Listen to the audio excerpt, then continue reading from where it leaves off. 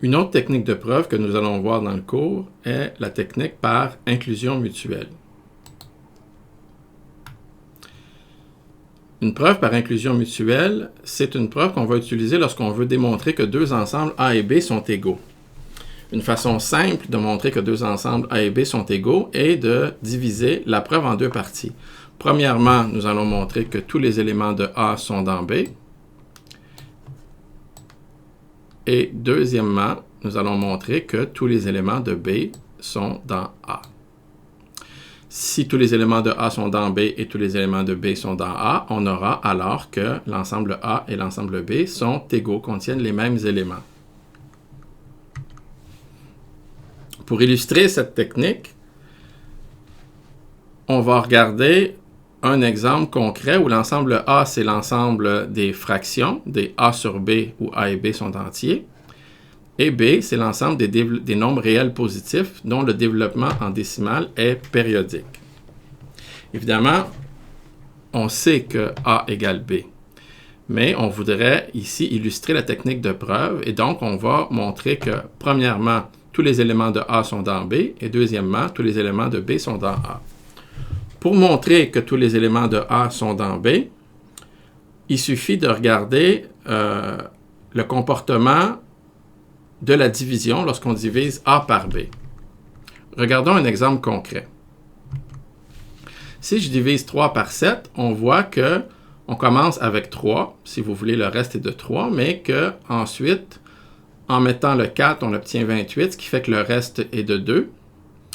Finalement, on obtient 20, ce qui fait que 14 et le reste est de 6, etc. Donc, on aura un reste de 3, de 2, de 6, de 4, de 5, de 1, et éventuellement, on aura un reste de nouveau de 3. Et ce qui va se produire, c'est que comme les restes possibles qu'on a par la division par 7 sont 0, 1, 2, 3, 4, 5, 6, on aura nécessairement que, après 8 répétitions, c'est le principe du pigeonnier, on va tomber 2 fois sur le même reste. À partir du moment où on tombe 2 fois sur le même reste, on aura un développement qui est périodique.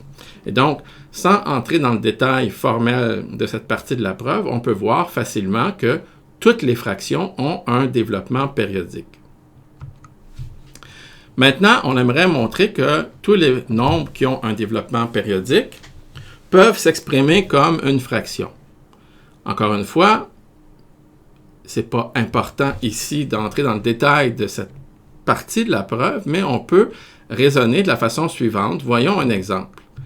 Imaginons qu'on a le nombre x ici qui a un développement périodique.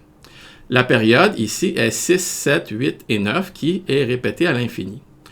Si on appelle cette valeur-là x, on voit que si on regarde 10 à la 3x, ce qui va se produire, c'est que 10 à la 3x va décaler la valeur ici pour que le développement périodique soit au début.